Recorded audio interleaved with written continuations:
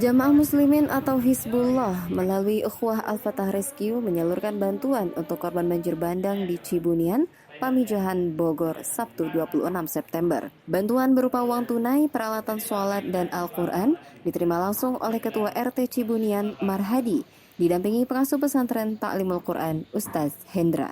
Imam Jamaah Muslimin Kiai Haji Yakhsyallah Mansur yang juga pembina Ukhuwah Al-Fatah Rescue dalam sambutannya pada penyerahan bantuan menyampaikan ungkapan duka atas musibah banjir bandang di Cibunian. Ia menyemangati warga agar musibah tersebut dapat membawa kebaikan setelah kesusahan akibat banjir bandang.